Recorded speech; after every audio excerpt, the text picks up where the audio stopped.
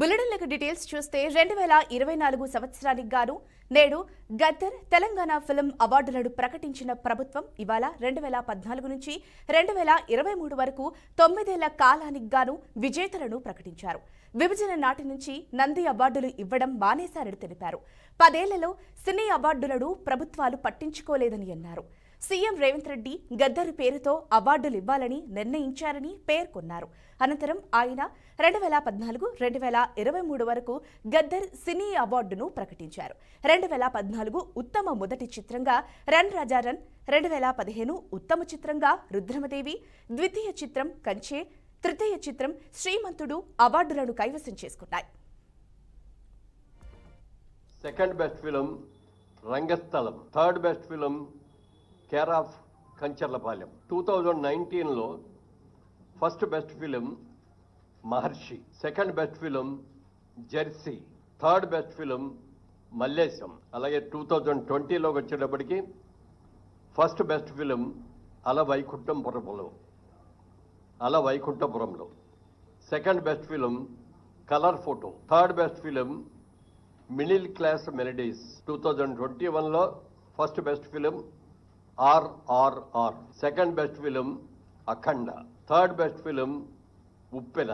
2022లో first best film Sitaramam, second best film Karthikeya 2, third best film major.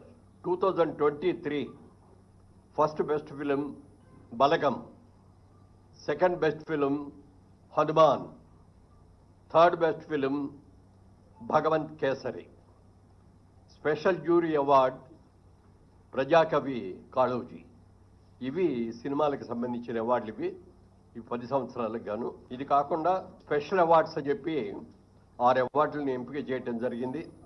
ఈ అవార్డులో first award NTR national award, next BN Reddy film award for Telugu film director, Shri Sukumar ఆయన best director. అలాగే 4లో Nagireddy Chakrapani film award, Telugu film producer Atluri Purnachandrarao గారు. అలాగే Raghupathi Venkaiah film award, ఇది other than film artist, అంటే కేటగిరీలో ఫిల్మ్ ఆర్టిస్ట్ కాకుండా అదర్ వాళ్ళకి. దీనిలో ప్రముఖ రచయిత ఎండమూరి వీరేంద్రనాథ్ గారికి ఈ అవార్డు సెలక్షన్ జరిగింది.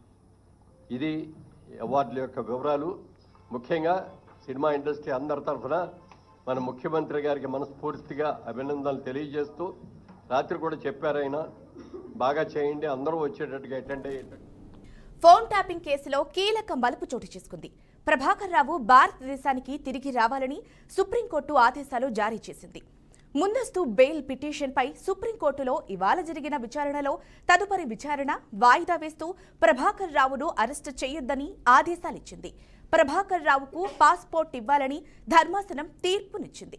పాస్పోర్టు అందిన 3 రోజుల్లోనే భారత్కు రావాలని ప్రభాకర్ రావుకు సూచించింది.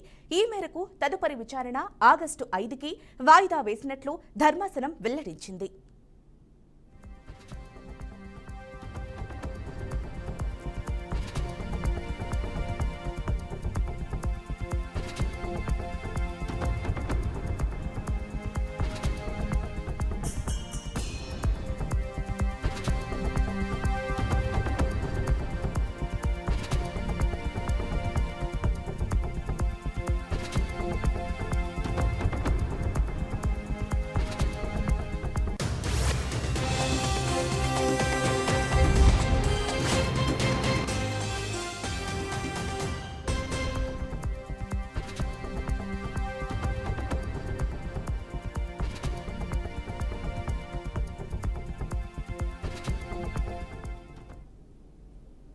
హనీమూన్కు వెళ్లిన ఓ జంట అదృష్టమైన ఘటన మేఘాలయాల్లో చోటు చేసుకుంది. వారం గడిచినా ఇంకా వారి ఆచూకీ తెలియకపోవడంతో కుటుంబ సభ్యుల్లో ఆందోళన నెలకొంది.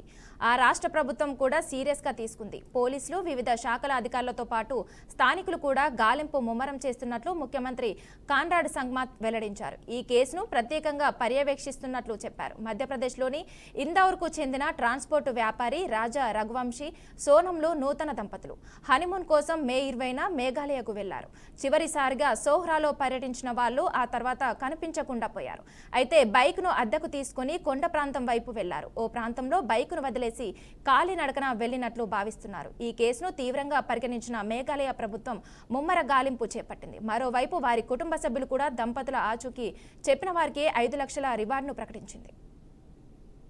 In the recent few days, an unfortunate incident had happened where a couple, a newlywed couple from the state of Madhya Pradesh, had come to Meghalaya, to Sora, Cherrapunji area, and we got reports that they went missing. It's a very, very unfortunate situation. My counterpart from Madhya Pradesh, Honorable Chief Minister, has spoken to me.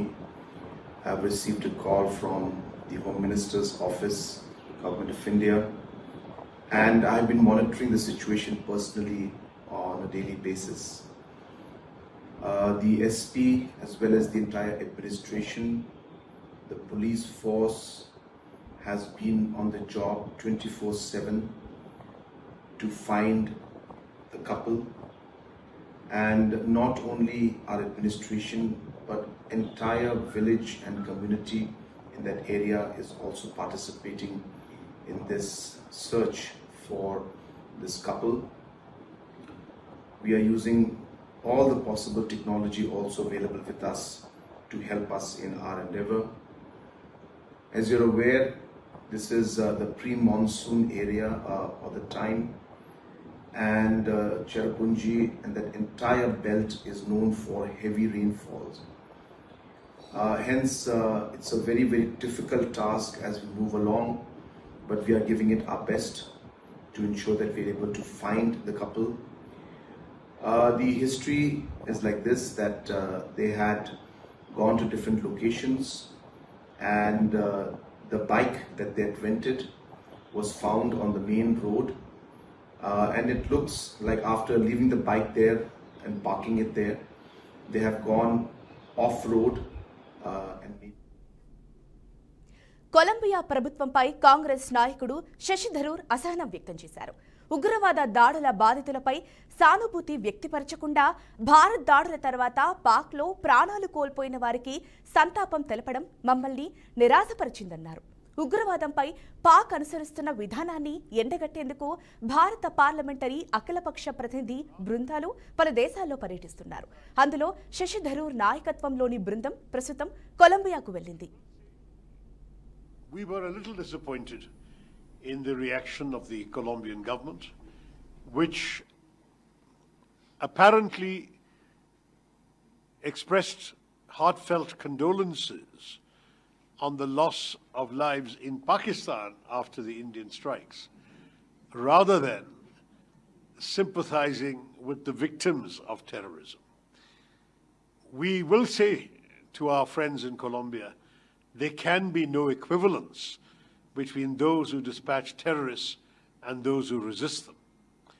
There can be no equivalence between those who attack and those who defend. We are only exercising our right of self-defense, and if there is any misunderstanding here on this score, we are here to dispel any such misunderstanding. We're very happy to talk to Colombia in some detail about the circumstances. We have, as I said, very concrete proof. In fact, when this terrorist attack occurred, it was immediately claimed by an organization called the Resistance Front, which is a unit of the Lashkar. Eluru జిల్లా జంగారెడ్డిగూడెంలో ఓ కుటుంబం ఆత్మహత్యా యత్నానికి పాల్పడింది. ఒకే కుటుంబానికి చెందిన భర్త, భార్య, కొడుకు, కూతురు cool డ్రింక్లో కలుపుమందు తాగారు. దీంతో వారంతా అపస్మారక స్థితిలోకి వెళ్లిపోయారు. వెంటనే స్పందించిన స్థానికులు వారందరినీ దగ్గరలోకి ఆసుపత్రికి తరలించారు. మెరుగైన వైద్యం కోసం బాధితులను విజయవాడకు తరలించారు. తండ్రి చంద్రం చికిత్స పొందుతూ మరణించినట్లు తెలిసింది. ఆత్మహత్యా యత్నానికి ఆర్థిక ఇబ్బందులా లేదంటే మరేదైనా కారణాలు ఉన్నాయా అనేది తెలియాల్సి ఉంది. ఇంకా కేసు నమోదు చేసుకున్న పోలీసులు దర్యాప్తు చేస్తున్నారు.